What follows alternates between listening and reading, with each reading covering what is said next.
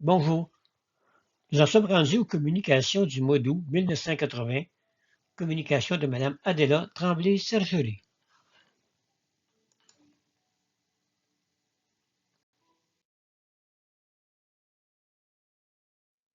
Comme spécifié dans tous les diaporamas, l'information présentée dans cette série de vidéos est en grande partie tirée de l'œuvre de Madame Adela Tremblay-Sergerie.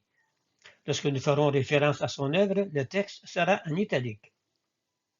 Dans nos textes, comme dans ceux de Madame Adela Tremblay-Sergerie, le terme homme désigne, dans notre pensée, l'être humain. Si vous avez des questions ou des commentaires, n'hésitez pas à communiquer avec nous.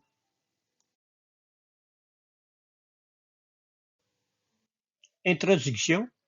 Dans les communications que Mme Adela Tremblay-Sergerie a reçues en août 1980, il sera beaucoup question des actes à réaliser pour construire un support physique que nous appelons une maison en forme de quantum, servira à la diffusion de la science cosmique et du plan de l'homme nouveau.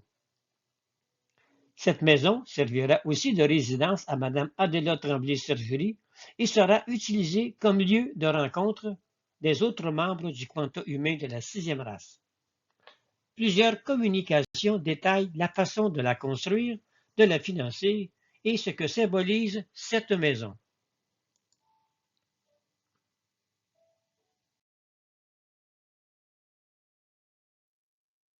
Communication du 15 août 1980.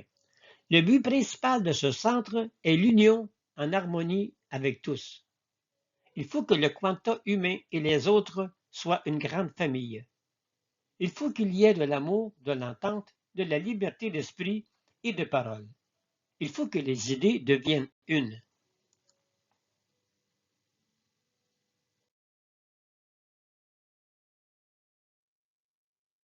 Le centre cosmique que vous désirez construire doit être un centre digne de vous, commode, sans être d'un grand luxe, mais fonctionnel, ordonné, bien fait, propre. L'emplacement doit être bien choisi, au bord de l'eau si possible. Le meilleur endroit est près de Liébert pour ne pas briser les courants déjà établis. Ces courants s'étendent à plusieurs kilomètres. Ils sont harmonisés avec les courants où elles demeurent actuellement.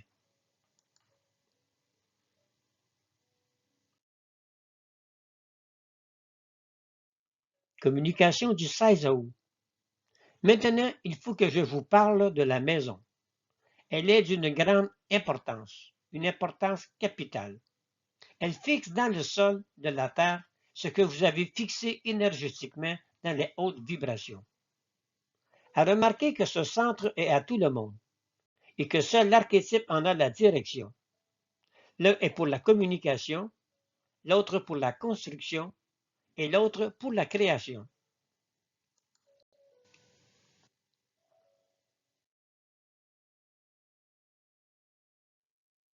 C'est en quelque sorte le résultat du rajeunissement physique. Ce résultat, vous le fixez dans une partie solide. Il est indéracinable et ses branches s'étendent jusqu'à l'infini. L'infini pour la maison, c'est toute la terre. Ses racines vont donner des fruits partout. C'est pour cela qu'il faut être prêt.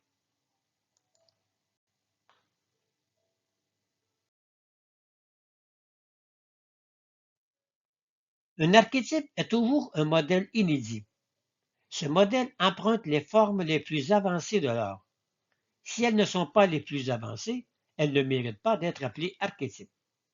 L'archétype d'une machine est celui qui donne une perfection ou un usage nouveau. Sinon, il n'est qu'une imitation avec quelques changements pour le personnifier. Un archétype de famille est celui qui donne un sens de la famille, qui donne au sens de la famille une forme parfaite d'éducation et le sens social de cette famille.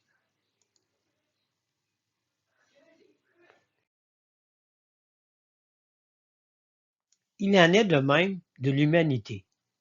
C'est un archétype qui donne tout le sens humain et spirituel à des hommes qui vivent dans le moment présent, dans un siècle et dans un monde donné. Il en est de même d'un archétype d'une race. Il doit donner à cette race une perfection autre que celle qu'elle possède déjà. Cette perfection est le respect des lois dans le degré où il peut les perfectionner.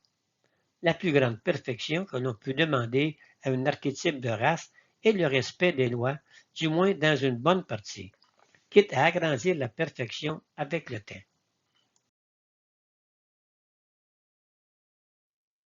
Voilà les principaux archétypes que l'on demande. Cependant, il faut ajouter celui des archives. Les archives doivent être tenues d'une manière rigide et vraie, afin de conserver à travers le temps l'histoire des humanités. C'est cette histoire, c'est sur l'histoire que l'on peut juger de l'évolution d'un archétype. S'il répond à toutes les exigences du progrès, il doit rayonner dans sa conscience et ses réalisations. Un archétype, d'après le milieu où il sort, doit être toujours le plus parfait des hommes qui vivent déjà dans un monde.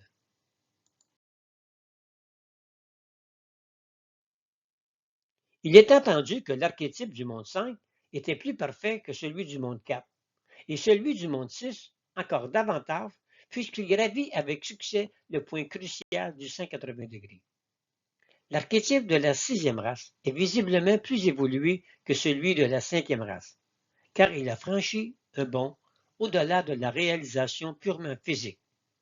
Il est devenu semi-spirituel et semi-matériel. Il unit les deux races si étroitement que la sixième prend racine dans la cinquième et grandit en élargissant ses racines jusque dans l'infini.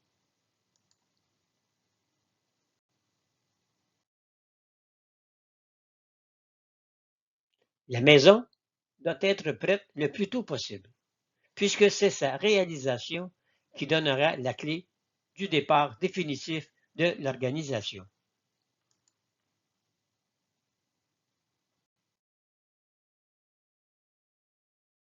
Communication du 20 août. Maintenant, il faut que je vous parle de la maison. J'en parle parce qu'elle est d'une grande importance. Une importance tellement grande qu'elle est la clé qui ouvre la porte de la réalisation physique concrète. La réalisation comprend le rajeunissement complet et l'expansion des pouvoirs.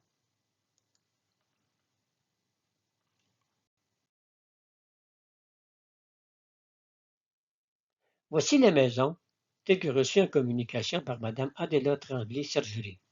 Nous voyons ici le premier étage.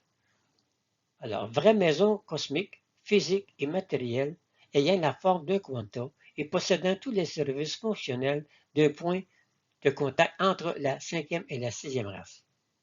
Les premiers membres de l'archétype y fondent un centre qui deviendra mondial.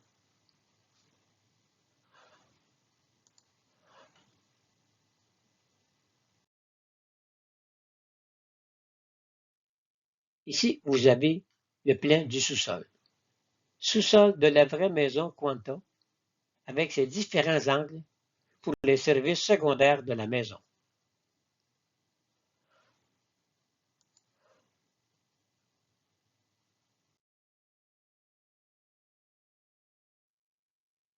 Voici une maquette de la maison du Quanta.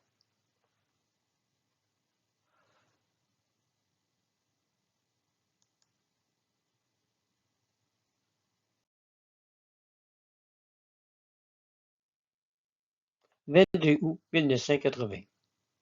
L'or est le métal le plus parfait de la planète Terre. Cette perfection est unie à la perfection de ce qui est le plus parfait dans la nature. Le plus parfait dans la nature est la constitution de l'homme. L'homme est le sommet de la perfection en structure, en organisme et en conscience. On ne peut demander mieux que l'homme pour donner une limite à la perfection dans la création. Si l'art est le sommet de la perfection matérielle, l'homme en est un dans la perfection spirituelle.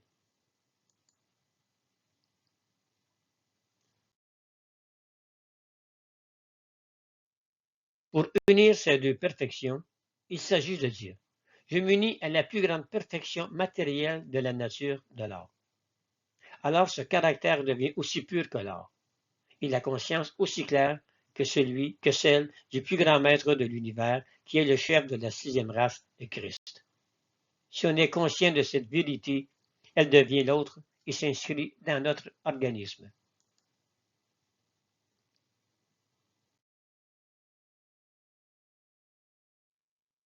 Voilà pour le mois d'août 1980.